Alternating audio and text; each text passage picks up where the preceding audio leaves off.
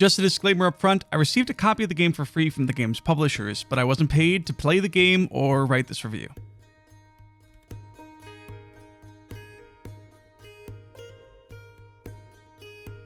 Going Medieval is a neat medieval twist on colony management games like Rimworld, with the added Z dimension for base building so you can build upwards and downwards. Players start the game with a number of villagers and resources and have to build up their civilization from scratch.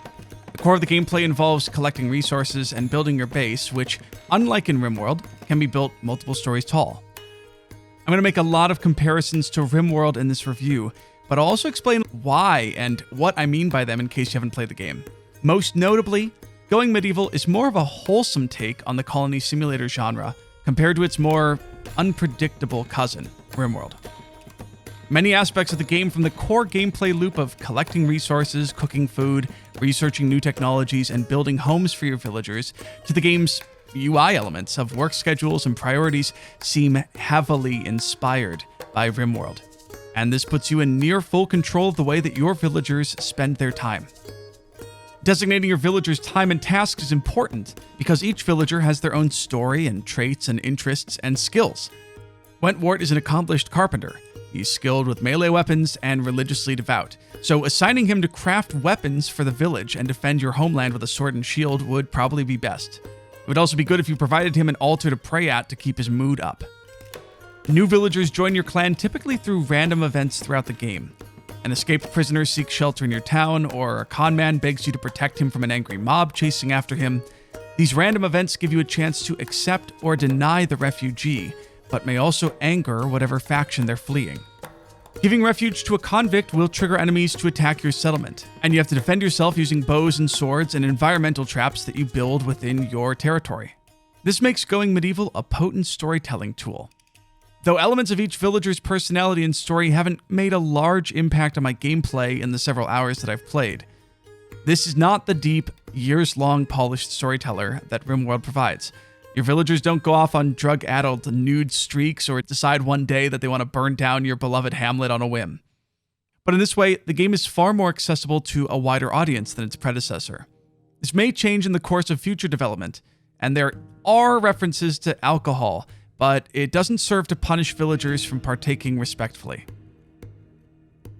This means that Going Medieval doesn't feature the same swingy luck as you'll find in Rimworld. You aren't at the same risk of a catastrophic event that seeks to eliminate your entire village immediately, or to have a doomsday rocket launcher dropped on your doorstep randomly. The game is rooted in a sort of reality, which may be precisely why you love the game or hate it. Critics of Rimworld's tough love approach to random events are going to find that Going Medieval's event system provides maybe the perfect challenge for their playstyle. Building is perhaps the game's greatest focus and its strength. Unlike Rimworld's notable 2D base building, Going Medieval allows you to build up as well as out. This allows you to create archer towers to protect your village, and that gives your archers a range and a damage benefit from doing so. You can create giant castles or underground mountain towns, each with multiple levels. And while building in 3D is a little bit wonky, especially when it comes to building downwards into the earth, most of the mechanisms are intuitive, and a cursory experience with similar colony buildings will familiarize yourself with the controls of the game very quickly. If you're new to this genre, there's a pretty good tutorial already baked into the game's early access version, so give that a try. Currently, you're restricted to a single plot of land, and you'll notice it's quite a bit smaller than the plot allotted to you in a game like Rimworld, even without tweaking Rimworld's settings. There's currently no way to expand your growing kingdom to other locations or even visit other colonies, so there's a bit of a limitation here, though these may be added in future updates to the game. That means what you see is what you get, and you need to plan your constructions carefully so you don't run out of space on accident. As for graphics and sound, 30 seconds in, it hit me. Going Medieval is a nicer Rimworld, that is less cruel, with old-school RuneScape graphics. The low-poly characters imply that the game might be compatible with older PC hardware, though I haven't tested it myself. But that never detracts from the gameplay itself.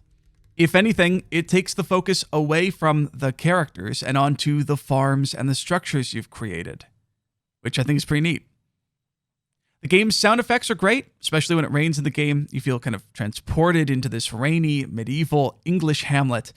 But the game's soundtrack is its weakest point.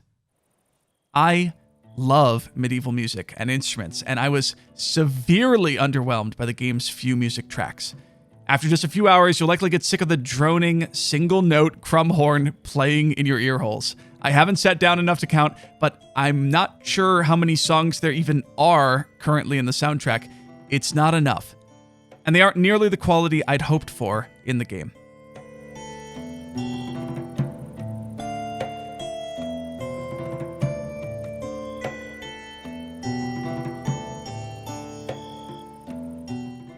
Medieval soundtrack music doesn't have to sound like it was recorded on medieval technology, though this can be fixed throughout the game's development. There's still time to remedy that.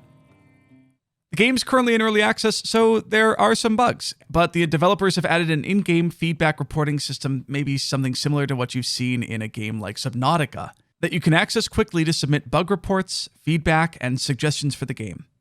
It's quick, easy to use, keeps you in the game rather than sending you out to an external website, and I thought that was a really nice touch. It shows that the developers are keen on listening to community feedback. I haven't encountered any game-breaking bugs so far, though some have been reported and were quickly patched by the developers. There are a handful of small issues that still need to be worked out.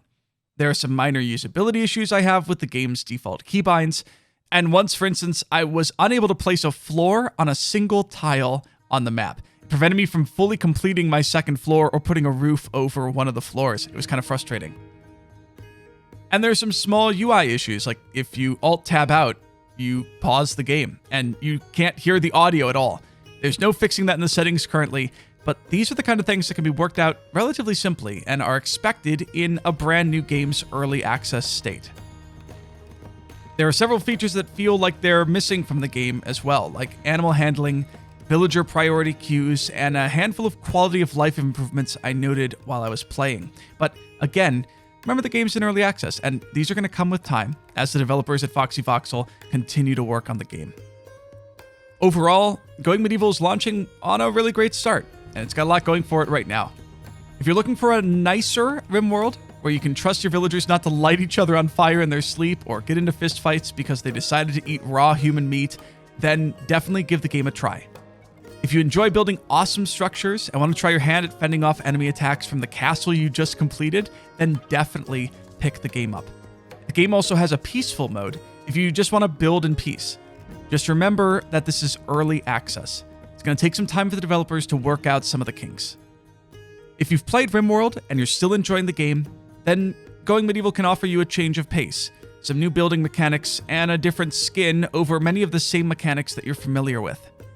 This might be enough for you to give the game a try. Just know that you're dipping into a simpler, less refined experience that is currently in early access. If you want to wait a little bit longer for the game to be a little bit more fleshed out, it would really help the developers if you wishlisted the game on Steam. And of course, if you want to check out some more Going Medieval gameplay or ask any questions you have about the game, you can catch me over on Twitch, where I'm live right now, playing games like Going Medieval. Or check out my Steam Curator profile for more game recommendations and reviews. Otherwise, I will catch you in our next video here on YouTube. See you soon.